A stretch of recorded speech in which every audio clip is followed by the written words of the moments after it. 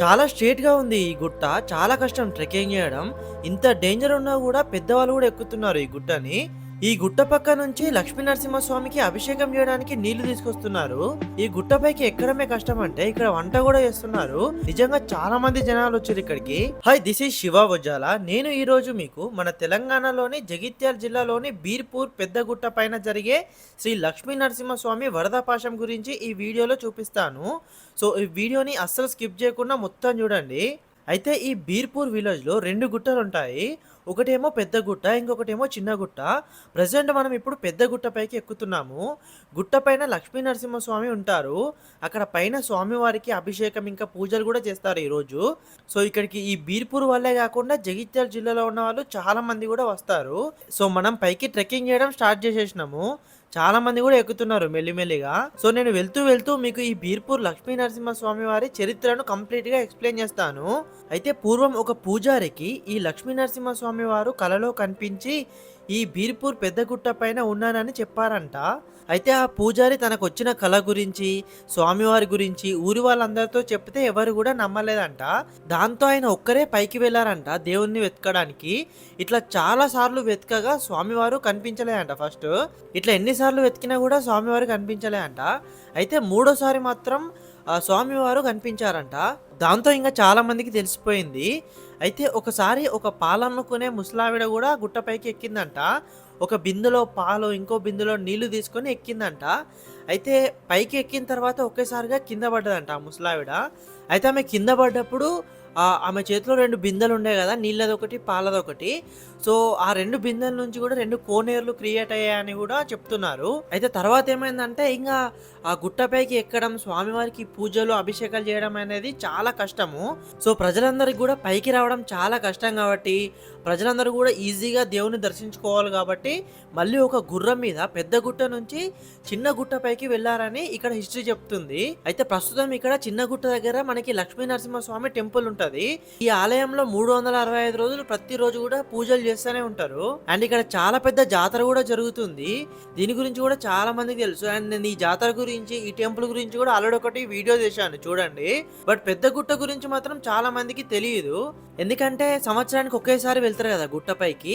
అయితే దేవుడు ఈ చిన్న గుట్టపైకి వచ్చినా కూడా ప్రతి సంవత్సరం శ్రావణ మాసంలో ఈ పెద్ద గుట్టపైకి ఎక్కి ఇక్కడ దేవునికి పూజ చేసి పాలని, నీళ్ళని ఇట్లా కిందికి పోస్తారు. దీన్నే వరదపాశం అని పిలుస్తారు. సో, ఇట్లా మనం గుట్టపైకి అయితే ఎక్కేసినాము. చూడండి ఎలా ఉందో ఇక్కడ.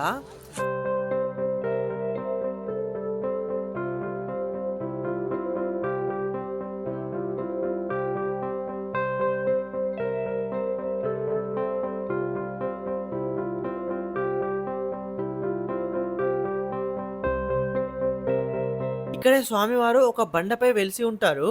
బట్ వీడియోలో చూపియదు కాబట్టి నేను చూపియట్లేదు. దీని ముందు కొంచెం కిందికి దిగితే ఇక్కడ మనకి ఒక చిన్న కోనేరు లాంటిది కనిపిస్తది. అంటే ఒక నీటి చిలమ లాంటిది.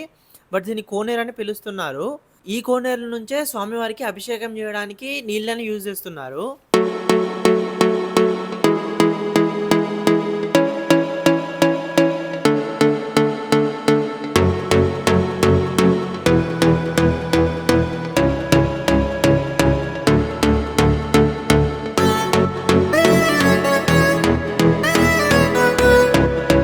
ఇట్లా ఇంకా కొంచెం ముందుకు వెళ్తే ఇక్కడ ఇంకొక కోనేరు గూడా ఉంటుంది.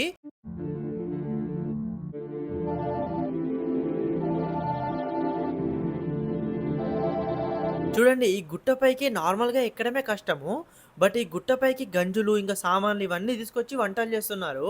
నిజంగా చాలా గ్రేట్ అసలు. చూడండి ఇదే నీళ్ళ బిందె కోనేరు. అంటే అక్కడేమో పాల బిందె కోనేరు అంటారు. ఇదేమో నీళ్ళ బిందె కోనేరు. అంటే అదేమో దేవుని అభిషేకం కోసం యూజ్ చేస్తారు నీళ్ళని. ఇదేమో మనం తాగడానికి ఇంకా వేరే పర్పస్‌లో కూడా యూజ్ చేసుకోవచ్చు. చూడండి చాలా మంది జనాలొస్తున్నారు. మనకి మార్నింగ్ 9, 10 నుంచి స్టార్ట్ అవుతారు. ఇంక మళ్ళీ మనం ఈవినింగ్ 5కి రిటర్న్ ఎళ్ళాల్సి ఉంటది. పూజలు ఇంకా అవన్నీ అయిపోయిన తర్వాత. నెక్స్ట్ దేవుని అభిషేకం కోసం ఇక్కడ పూజారులు కిందికి దిగి ఇక్కడ నీళ్లు తీసుకొస్తారు బిందెల్లో. సో, ఇక్కడ నుంచి నీళ్లు తీసుకొచ్చి మళ్ళీ దేవునికి అభిషేకం చేస్తారు.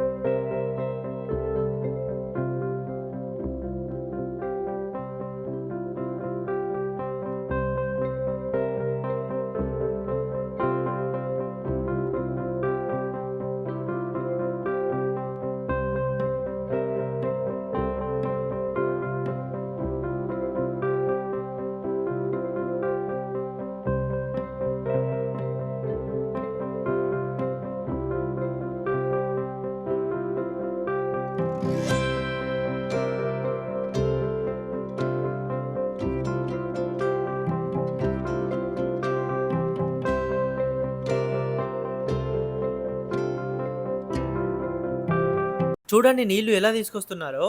చూడండి నీళ్లు తీసుకొని పైకి ఎక్కుతున్నారు. గోవింద గోవింద గోవింద లక్ష్మీ నరసింహస్వామి గోవింద గోవింద వీర్పూర్ పెద్దగుట్ట నరసింహస్వామి గోవింద గోవింద గోవింద. ఇట్లా స్వామివారికి అభిషేకం చేసిన తర్వాత ఇంకా పూజ చేస్తారు. చూడండి అందరూ కూడా మంచిగా కూర్చొని చూస్తున్నారు పూజని.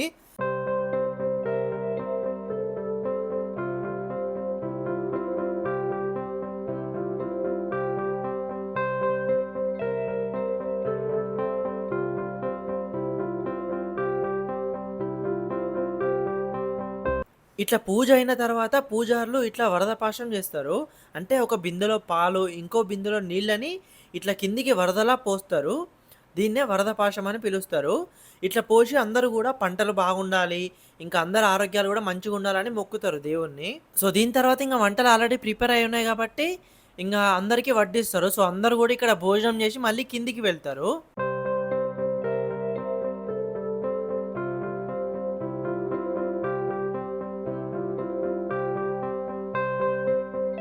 మనం ఆశ్చర్యపోయే విషయం ఏందంటే ప్రతి సంవత్సరం గూడా ఇక్కడ దేవునికి పూజ చేసిన తర్వాత ఇక్కడ వర్షం పడతది.